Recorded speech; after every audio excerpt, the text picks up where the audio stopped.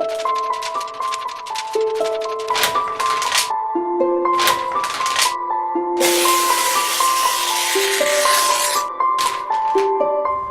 марказии шаҳри Кӯлоб ба номи Исмоили Сомонӣ аст. Солҳои қабл ин кӯча ба номи Ленин буд. Дар ин кӯча хонаҳо зиёданд, вале хонаи рақами 51 аз дигар хонаҳо фарқ дорад, зеро дар ин хона шоир ва ҳофизи халқ Сайдалӣ Вализода зиндагонӣ кардааст.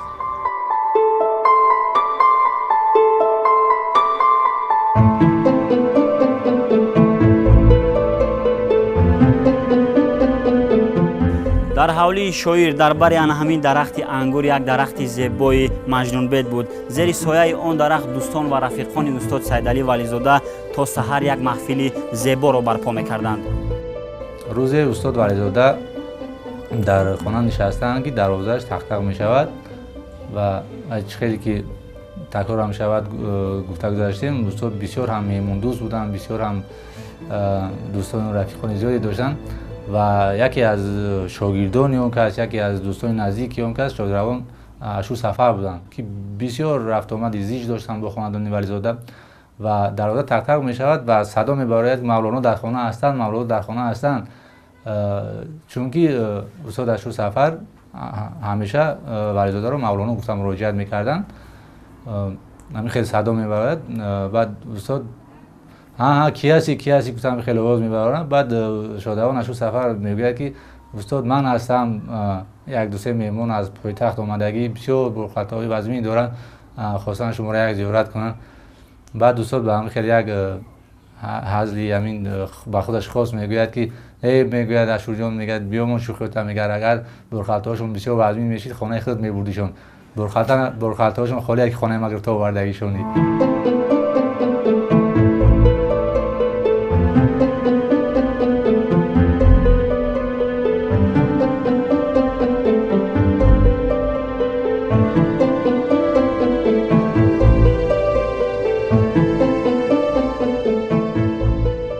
инҷо меҳмонхонаи бобоям ҳаст.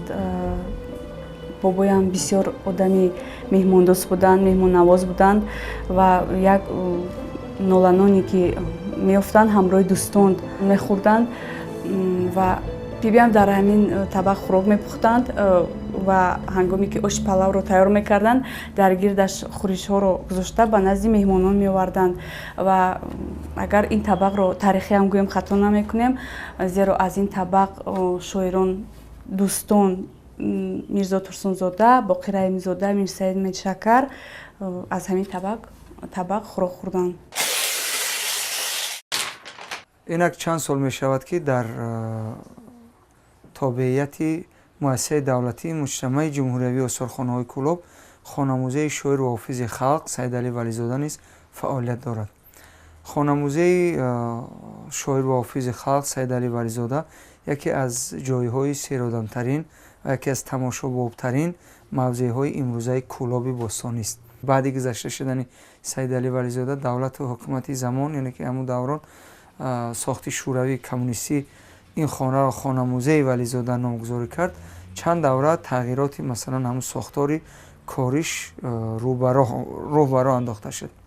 аз ҷумла ин қисмате ки алҳон истодаем тибқи нақшаи лоиҳавӣ веранд аст, яъне айвони хона аст ва дар ин айвон ҳам дар фаслҳои баҳору тобистон барои нишастани шоир буд, дар инҷа меҳмонгузаронӣ мекард шоир ва бо мурури замон мо тасмим гирифтем ки дар ин айвон мо китобхонаи шоира, чун шоир Сайдалӣ Вализода яке аз шахсиятҳои аҳли фазлу аҳли илм буданд, мо дар ҳаминҷа рамзан китобхонаи шоир гуфта айвони шоира ба китобхона табдил додем ки бисёр адабиёти нодир ҳам ба забони русӣ ва ҳам ба забони тоҷикӣ дар инҷа адабиётҳо мавҷуд ҳастанд. ин хонаи хоби бобоям мебошад ва инҷо шумо рахти хоби бобоямро мебинед. дар инҷо истироҳат мекарданд ва ин соате ки шумо мебинед, ин соат ҳам аз ҳамон давр аст. аксҳое ки дар ин хона овезон ҳастанд аҳли оилаи мо ҳастанд. дар инҷо якум аксе ки мебинед, ин кас аммаам мебошад, Хосият Вализода, шоираи машҳури ҷумҳурии Тоҷикистон аст ва дар ин акс амаи хурдиам назокат. дар ин акс шумо бибиам мукаррамаи Миръазизро мебинед ки он кас аз Даҳбети Самарқанд буданд. акси дигарам аз бибиам мебошад. бибиам муаллимаи забони русӣ буданд. он касҳо забони русиро пурра медонистанд. ба ғайр аз забони русӣ бо забони узбекӣ ва забони тоҷикӣ ҳарф мезаданд, нағз медонистанд ҳамин забонҳоро. онҳо дар зиндагӣ соҳиби 4 фарзанд буданд, 3 духтар ва 1 писар, падари ман ва 3 амаам. дар ин ҷо бобоям ҳамроҳи ровии телевизион Рафоат Абдусаломова мебошанд. дар ин ҷо ҳамроҳи ҳамдиҳагонаш. ин амаи хурдиам Шарофат. ҳамаи фарзандон ва набирагони бобоям бо номи бобоям фахр мекунанд ва аксари онҳо ба бобоям пайравӣ мекунанд, шеър менависонанд, китобҳо чоп карданд.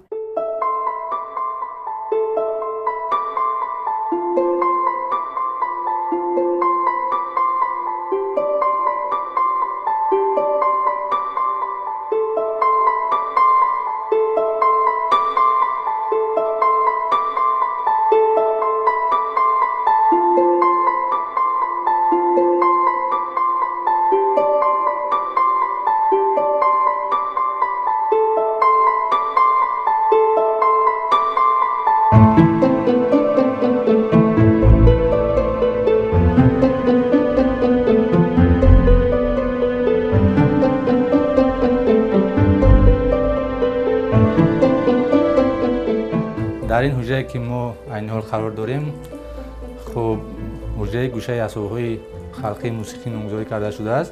чиқдре ки ҳамагон медонанд, устод Вализода ҳам шоир ва ҳам ҳофизи халқӣ буданд. дар баробари достони эҷоду шеър боз ҳунарнамоиам мекарданд. ва дар ин ҷо мана ин тамбуре ки алҳол шумо дида истодаед, аз номи бародарони қазоқ, вақте ки ба сафари Қазоқистон доштан устод, дар он ҷо бародарони қазоқ ба дӯсти тоҷик дар ин ҷо навиштаҷот дорад, яъне ки ба устод тақдим карданд ҳамчун армуғон. хуб бана ин дутore ки мебинед, дар ин ҷо ман навиштаҷоташ муайян шудааст.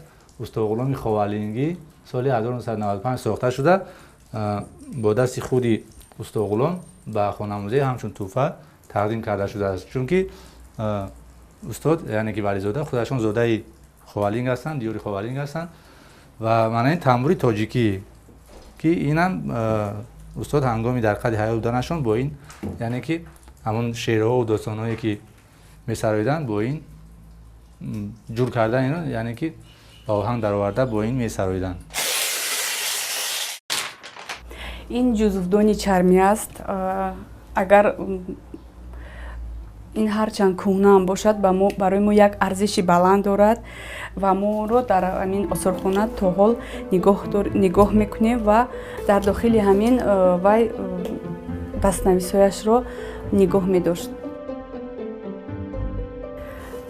ин ҳам тоқии бобоям мебошад ва агар шумо мушоҳида карда бошед, дар бисёри суратҳо, дар бисёри аксҳо бо ҳамин тоқӣ сурат дорад.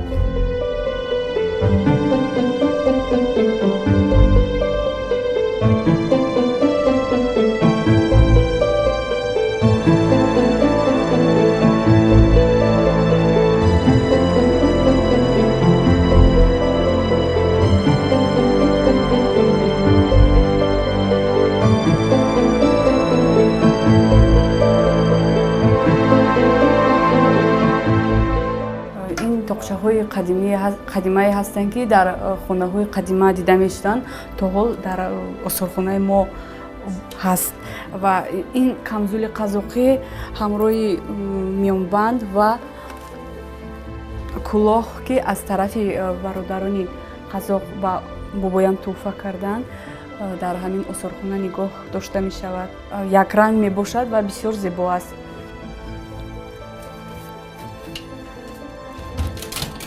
дар ин тарафи ҷевон курпачаҳое ки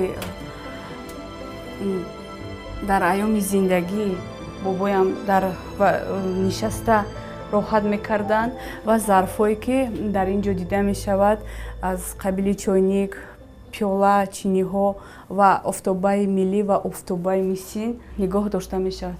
Ҳамаи зарфҳое ки шумо мебинед, бобоям дар ҳангоми зиндагӣ истифода мебурданд. падари устод вализода офис будам, бо дутор суруд мехондам ва ин чиз ба Сайдалии хурдакакам ҳамчун ирсият, яъне ки мегузарад ва вақте ки вализода ба балоғат мерасад ва ҳамроҳи падар дар тӯю маъракаҳои ҳамон давра ширкат меварзад ва аз заҳони падар ҳамроҳи падар сурудҳои падараш мехондагиро замзама мекунад ва ҳамин хел дар синни 17-солагӣ аллакай вализода ҳарчанд ки хату савод надошт, лекин такя ба эҷодиёти даҳанакӣ халқ намуда соли 1917 аллакай шеъри аввалини худро бо номи Деҳқони Ҷабрдида яъне ки эҷод мекунад ва соли 1922 бошад шеъре ки вайро дар умуман гирем дар 15 давлати собиқ Иттиҳоди шӯравӣ машҳур карда буд, Ленин бародар раҳнамо, соли 1922 эҷод шудааст. алҳози ин гӯшае ки мо дар он ҷо қарор дорем, нишонаҳои фахрӣ, медал, орденҳо ва ифтихорномаҳои устод дар ин ҷо ба намоиш гузошта шудаанд ва дар ин ҷо чанд тан аз намунаи либосҳои шоир ки дар ҳангоми дар қайди ҳаёт буданаш ба бар мекарданд дар ин ҷо гузошта шудаанд. Масалан ин куртае ки шумо мебинед, дар бисёр аксҳое ки устод доранд, хоб ҳамин курта дар танаш ҳастанд, яъне ки ин куртаи миллӣ ҳаст бо нақшу нигори миллӣ ва дар ин ҷо боз ин ва шими сиёҳе ки устод инҳоро дар ҳангоми қайди ҳаёт буданашон ба бар мекарданд.